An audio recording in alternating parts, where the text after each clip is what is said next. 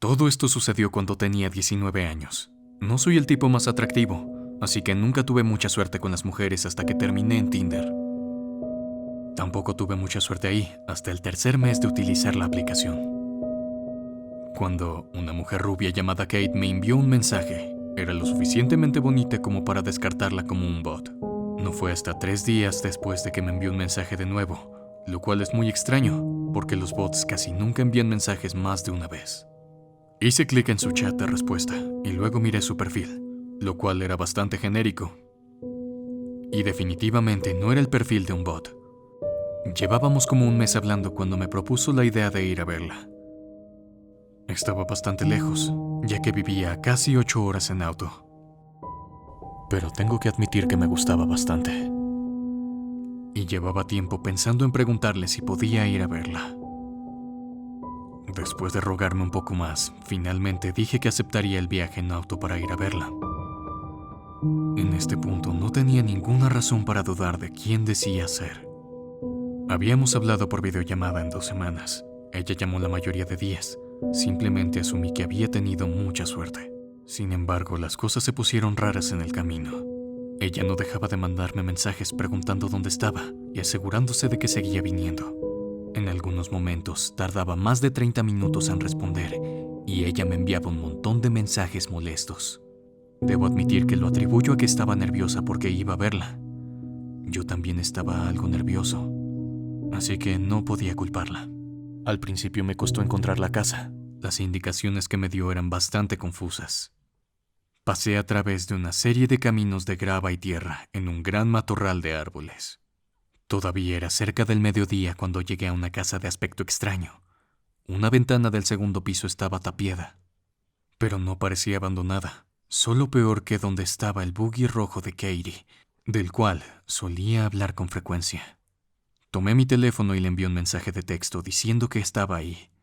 Ella solo respondió con una cara sonriente. Cuando salí del auto para llamar a la puerta, me di cuenta de que alguien me estaba observando desde la ventana del segundo piso.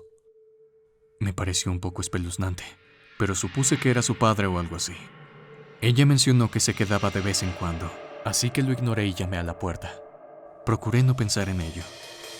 De repente abrió la puerta con una sonrisa e incluso me dio un beso que me sorprendió. La seguí adentro. Nos sentamos en el sofá y empezamos a hablar de nuestros planes. Le pregunté sobre su padre. ¿No me dijiste que tu padre estaba aquí? ¿Iba a ser una sorpresa o...? Katie parecía confundida y me dijo que su padre no estaba ahí.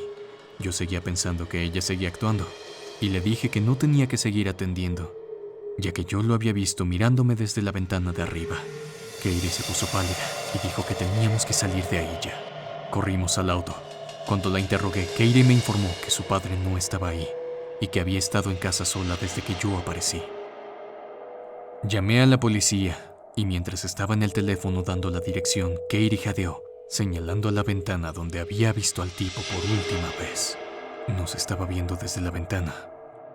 Lo vi mejor y parecía viejo y frágil, casi como si no hubiera comido nada en un tiempo. Se alejó de la ventana después de ver que lo habíamos visto. La policía tardó media hora en aparecer todo el tiempo que Katie estuvo llorando y murmurando sobre cómo era una idiota por no mantener las puertas cerradas. Cuando la policía finalmente apareció, uno de ellos empezó a preguntarnos a Katie y a mí, mientras otros 2 entraban. Volvieron un poco más tarde y dijeron a Katie y a mí que no encontraron a nadie. Solo encontraron la puerta trasera abierta. Quienquiera que haya sido había corrido al bosque, pero los policías estaban seguros de que la casa estaba vacía. Después de que los policías se fueran, Katie me pidió pasar la noche ahí. Estaba demasiado asustada como para quedarse sola en casa. Lo hice con mucho gusto y dormimos abajo en el sofá, ya que la cama de Katie estaba en la habitación al lado de donde estaba el otro sujeto. Katie también sacó la escopeta de su padre que le había regalado que nunca utilizó. Le dije que estaba bien, el hombre se había ido, pero ella insistió, sintiéndose más segura si la sacábamos. Me alegro que lo hiciera. Más tarde esa misma noche, seguía despierto viendo la televisión. De alguna manera, Katie se había quedado dormida y en la cocina escuché el sonido de un pomo. En ese momento, ni siquiera estaba asustado, solo estaba enojado. Encendí la luz de la cocina y apunté el arma a la puerta. Y ahí estaba él, el tipo que había estado antes en la casa de pie del otro lado de la puerta de cristal. Parecía conmocionado y me alegro de haber cerrado la puerta con llave. El hombre se descongeló y de nuevo corrió hacia el bosque. Desperté a Katie y le conté lo sucedido y llamé de nuevo a la policía. Cuando llegaron, hicieron un barrido del bosque y no encontraron a nadie de nuevo. Nos dijeron a Katie y a mí que probablemente sería una buena idea pasar la noche en otro lugar. Katie y yo nos despedimos. Ella se iba a quedar en la casa de una amiga y yo me iba a quedar en mi casa. Me fui poco después que Katie. Estaba hablando por teléfono con mi hermano, contándole todo lo que pasó. Mis faros estaban encendidos. Mientras hablaba, algo me llamó la atención. Ese maldito hombre estaba parado en la esquina de la casa, observándome. Salí disparado de ahí y ni siquiera me molesté en volver a llamar a la policía. Pero le envié un mensaje de texto a Katie y ella dijo que llamáramos de nuevo. Creo que Katie nunca volvió a esa casa sola. Me encontraba en casa en una noche de fin de semana. Mis padres salieron de la ciudad y yo volvía de una pijamada que cancelaron en la casa de un amigo. Más tarde, cuando llegué a la puerta, recuerdo que poco después recibí una llamada telefónica de ese mismo amigo, que terminaría siendo el último acontecimiento normal de esa noche. Mi hermano estaba jugando videojuegos en la habitación de al lado y lo escuché furiosamente quejarse de esto. Mientras yo hablaba por teléfono, caminé a la sala de estar y terminé la llamada en la cocina, cuando escuché una especie de chillido agudo que provenía de algún lugar de la casa. No pude ubicar de dónde provenía el sonido, ya que en todas las habitaciones sonaba exactamente igual. Terminó aproximadamente un minuto después de empezar. Fue interrumpido por el timbrar del teléfono. Pero el teléfono no estaba en la cocina donde lo dejé, estaba en el baño encima del lavabo. Contesté el teléfono y no había nadie, así que colgué. Fue en ese momento que escuché un estruendo, como si un objeto grande y pesado fuera arrastrado sobre el ático encima de mí. Seguí el sonido mientras caminaba lentamente hacia la habitación y terminé en el dormitorio de mis padres, que en ese momento todavía tenían una cama de agua. Cuando el sonido llegó a la pared más lejana se detuvo y volvió a sonar el teléfono. Y esta vez era mi amigo en la línea. Le conté lo que estaba pasando y me dijo que tuviera cuidado y que llamara a la policía. Después de colgar el teléfono me acosté en la cama de agua. Entonces oí que llamaban a la puerta y contesté rápidamente. No había nadie. En ese momento llamé a mi hermano desde su habitación para comprobar algo. Entré en su habitación y no había nadie. Su cama estaba hecha, su habitación era impecable. Ni la consola ni la televisión estaban encendidas y el mando estaba envuelto y desconectado. Era imposible que se haya escondido y limpiado su habitación en esos pocos segundos que tardé en entrar. Había estado solo esta noche escuchando a mi hermano durante 20 minutos seguidos jugar, pero al parecer no estaba presente. El teléfono volvió a sonar, pero de nuevo no estaba donde lo había dejado. Esta vez se encontraba en la cocina donde lo había dejado por primera vez. Entonces caminé hasta allá para contestar. Era mi amigo llamando de nuevo, esta vez diciendo que la llamada se cayó por alguna razón. Estuvo intentando llamar de nuevo. Le expliqué lo que acababa de pasar y oí que llamaban de nuevo a la puerta. Ya que estaba al lado de esta, me asomé por la ventana 2 segundos después de los golpes. Y no había nadie. En ese momento abrí la puerta y salí para asegurarme de que no hubiera nadie huyendo. Esto gracias a la visión del patio abierto, y a que no había dónde esconderse. Entré en el patio delantero y miré alrededor, pero no encontré nada. Me vi envuelto en varios minutos más de conversación con mi amigo antes de salir de la línea. Y fue en ese momento cuando me di cuenta de que el lugar al que había estado mirando mientras hablaba, habían 2 ojos negros reflectantes. Eran grandes y me observaban. La figura era alta y larguirucha, y estaba a unos 3 metros más o menos de mí. Su rasgo más notable era una sonrisa inhumanamente grande, y sonreía con sus dientes amarillentos y sucios, literalmente de oreja a oreja. A pesar de haberlo visto durante 5 minutos directamente, fingí no haberme percatado de su presencia. Y con mi fuerza de voluntad, conseguí volver al interior de la casa sin correr. Caminé tranquilamente.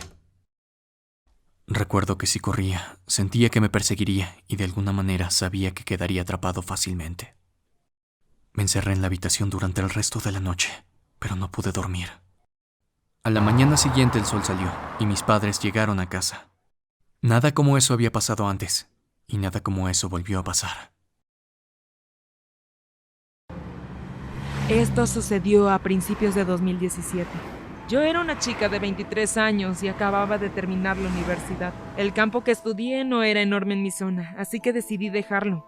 Me trasladé a la ciudad más grande de nuestro país para hacer un curso de posgrado y buscar un trabajo. Como todavía estaba en paro, decidí que esperaría a hacer un contrato de alquiler a largo plazo, ya que el trayecto al trabajo es un rompecabezas. Los primeros meses estuve cambiando de Airbnb y hostales todo el tiempo. Ya estaba cansada de esto, así que decidí que esta sería mi última mudanza. Y entonces, aún sin trabajo, me conformaría. Me estaba quedando sin dinero y decidí quedarme en un dormitorio de un hostal al lado de donde tomaba clases. Compartir un dormitorio no es un problema para mí durante un viaje, pero cuando vives en un lugar tratando de crear una rutina, compartir el baño con unos completos desconocidos es una mierda. Compartiría el dormitorio con 3 chicos, pero no fue con ninguno de ellos con quien ocurrió mi mal encuentro. Ellos eran agradables, aparte de que uno de ellos roncaba mucho por la noche, no era gran cosa. Mientras que en el otro dormitorio estaba la persona más espeluznante que he visto nunca. Tenía unos 30 años y no viajaba. Era nativo de la ciudad en la que estábamos y estaba usando el hostal como su nueva casa, ya que sus padres le habían echado de la suya. Se presentó y trató de ser amable y coqueto conmigo en una forma inicial, pero decliné sus avances. No dejaba de seguirme durante todo el día en el albergue. A cualquier lugar que fuera, aparecía en menos de 5 minutos. El segundo día allí salí del albergue para ir a una entrevista de trabajo y cuando llegué de vuelta al albergue, ya tarde, él estaba sentado en las escaleras de la entrada esperándome. Me seguía como si fuera la cosa más natural del mundo. Me compraba bocadillos, me invitaba a salir, trataba de obtener información sobre mi vida personal. Todas estas cosas cuando yo ya había dejado claro mi falta de interés en esta amistad. Todo esto ocurrió en 3 días. Estaba agotada de su presencia, pero lo que no sabía es que esto se pondría peor. En cuanto uno de los chicos que compartía el dormitorio conmigo se fue, pidió al personal del albergue que lo cambiaran de dormitorio para poder quedarse en el mismo que yo. Obviamente no me lo dijo. Así que imagínense la sorpresa y el asco que me llevé cuando lo vi entrar al dormitorio con todas sus pertenencias. Me asustó tanto su presencia que me acosté con pantalones vaqueros para evitar cualquier tipo de ventaja que pudiera sacar mientras yo dormía. A la mañana siguiente decidí dejar la situación, que por cierto fue a peor, y no pude soportar más. Mientras hacía la maleta, el tipo pareció notar lo que yo estaba haciendo y se puso a llorar, pidiéndome que no lo dejara. Eso hizo que las cosas fueran aún más espeluznantes y desagradables. Me dijo que echaría de menos ver mi cara mientras dormía y que diera gracias a Dios por haber hecho fotos. Hice lo posible por mantener la calma, pero perdí la cabeza cuando me dijo que había hecho fotos mientras yo dormía. Le quité el teléfono de la mano y empecé a ver todas las fotos. Claro, borré absolutamente todas. Había un montón de fotos mías durmiendo de la noche anterior. Me fui del albergue y realmente me arrepiento de no haberle denunciado al personal. Tío loco y solitario en el albergue, por favor, nunca más nos volvamos a encontrar. La primera vez que me encontré cara a cara con un hombre extraño fue hace 7 años. Era un día normal de verano. No tuve una infancia terrible, pero tampoco fue grandiosa. Vivíamos en una pequeña casa de 2 habitaciones. Éramos mi madre, su novio, mis 2 hermanos pequeños y yo. Mi madre y su novio trabajaban por las noches, así que me tocaba cuidar a mis hermanos de noche. Al principio era como cualquier otro día normal de verano. Mis amigos y yo salíamos durante el día. Paseábamos por un pueblo pequeño y disfrutábamos del clima cálido. Ahora, al estar en un pueblo pequeño no hay mucho que hacer. Caminar por el bosque, ir al parque, todas las típicas cosas de niños. Solo tuvimos que perder el tiempo en el parque hasta que tuve que ir a casa a cuidar a mis hermanos. Eran cosas normales y aburridas. Paseábamos por el lugar, jugábamos con una pelota de baloncesto que alguien había dejado, nos sentábamos en los columpios hablando de nuestras vidas. Eran las 3 de la tarde cuando vi a un sujeto que estaba sentado en el banco cerca de la cancha de baloncesto. Como sea, se acercaba la hora de ir a casa de todos modos. Y como el sujeto nos miraba a mí y a mi amigo con cara de pervertido, decidimos irnos. Cuando nos acercamos a la calle principal en la que también estaba nuestra casa, nos separamos. Llegué a casa y mi madre me avisó que habían sobras para mí y para los chicos. Después se fue al trabajo. Pasamos la mayor parte del día en casa viendo la televisión o jugando videojuegos. Alrededor de las 7:30 mis hermanos quisieron salir en bicicleta. Acepté aunque estuviera oscureciendo. Jugaron durante media hora. Estoy sentado en la arena mirando el teléfono, enviando mensajes a mi amigo de lo aburrido que estaba, cuando mi hermano menor, que debía tener unos 7 años en ese momento, se acercó a mí y señaló atrás de nuestra casa. Vio lo que parecía un hombre entrando a casa.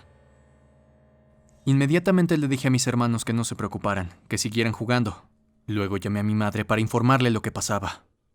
Ella llamó a la policía y ésta se presentó 5 minutos después. Esto porque la comisaría estaba cerca. Hicieron un registro completo de la casa, pero no encontraron nada. Hablaron con mi madre por teléfono para decirle que no había nada y que debió haber sido nuestra imaginación. Tentativamente, mis hermanos y yo volvemos a la casa. Así que vimos televisión. El tiempo vuela, miro hacia arriba y son las 9:30, así que debo llevarlos a la cama pronto. Debo subir al dormitorio, así que toda nuestra ropa está en un solo armario, porque los 3 compartimos habitación. Encendí la luz del armario para rebuscar en el montón de ropa en el suelo que nunca llegamos a guardar, y escuché un ruido que parecía una respiración profunda. Pensé que solo era mi imaginación, pero sigo sacando las pijamas de mis hermanos. Al terminar, tiré de la cuerda para apagar las luces, pero en la esquina vi un movimiento. Revisé en el montón de ropa y me encontré con el rostro de un hombre. Había un hombre escondido bajo la ropa del armario. Hice un movimiento repentino y se percató. Salí corriendo y lo escuché luchar contra la ropa. Y no dejé de correr por el pasillo, bajando por las escaleras, golpeando cualquier cosa en el proceso. Quería bloquearle el paso. Llegué a la sala y tomé a mis hermanos por los brazos. Prácticamente los estaba arrastrando para salir de casa. Estábamos fuera a 3 manzanas de distancia antes de dejar de arrastrar a mis hermanos. Busqué el teléfono para llamar a la policía, pero no estaba en mi bolsillo. Debí haberlo dejado en el sofá. Así que lo dejamos. Llevé a mis hermanos detrás de mí en medio de la noche. Estaban cansados y no sabían lo que pasó. No se los iba a contar. No necesitaban saberlo. No querrían volver al armario jamás.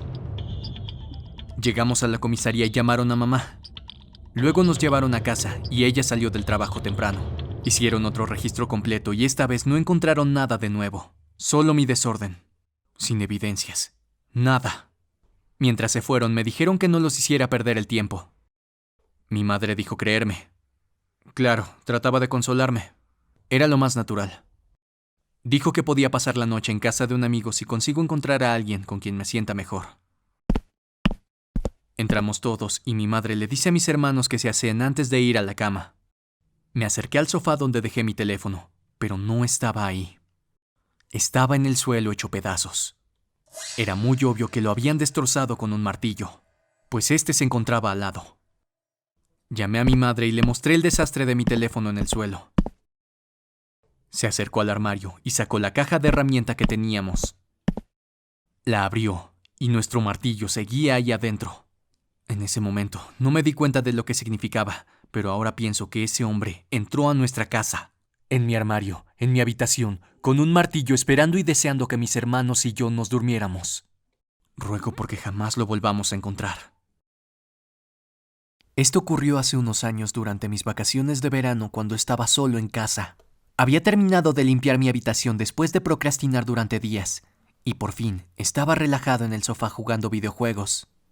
De la nada, oí que me llamaban a la puerta de la casa. Siempre he sido una persona bastante paranoica, por lo que tomé el atizador de la chimenea y me acerqué lentamente a la puerta. Fuera de la casa había un sujeto de 20 años con una gorra de béisbol azul, una sudadera, capucha gris y unos jeans negros. También sostenía una maleta. Lo observé durante unos 20 segundos esperando a que se fuera, pero siguió llamando a la puerta y luego empezó a mirar por las ventanas. Rápidamente me escondí detrás del sofá, ya que no tenía ganas de hablar con nadie. Finalmente, veo que saca su teléfono y susurra algo a alguien. Entonces, momentos más tarde, escuché un sonido que me congeló la sangre. El pomo de la cocina de la puerta estaba sonando. Pensé, ¿Cómo podía ser posible si este hombre estaba de pie a centímetros de distancia, solo frente a la ventana? Me hubiera gustado no haber tenido la respuesta a esa pregunta, porque de repente escuché la puerta trasera de la cocina abriéndose. De repente, otro hombre vestido de negro entró a mi casa con un bate de béisbol metálico y una bolsa de basura negra. Intenté controlar mi respiración lo mejor que pude, mientras veo cómo abren la puerta principal dejando entrar al primer hombre. De inmediato comenzaron a buscar en los cajones y a tirar los objetos de valor en la bolsa de basura. Desde la última esquina de la casa, sentado detrás del viejo sofá, habían un par de cajas que me cubrían. Viejo, yo creo que alguien debe estar por aquí. ¿Por qué dejarían la televisión encendida? Expresó uno de ellos. Tenía razón. En mi prisa por esconderme había olvidado hacer precisamente eso. El pánico aumentó cuando los hombres estaban a unos centímetros de donde estaba escondido, y mientras cerré los ojos temiendo lo peor, milagrosamente se dirigieron a la habitación de mis padres pasando junto a mí. Estaba atónito. De ninguna manera pensaba en luchar contra esos dos intrusos. Por ello decidí hacer la siguiente mejor opción. Mientras ellos eran libres de tomar nuestros objetos de valor, salí por la puerta trasera, salí corriendo hacia donde estaba el vecino, crucé la calle para encontrarlo.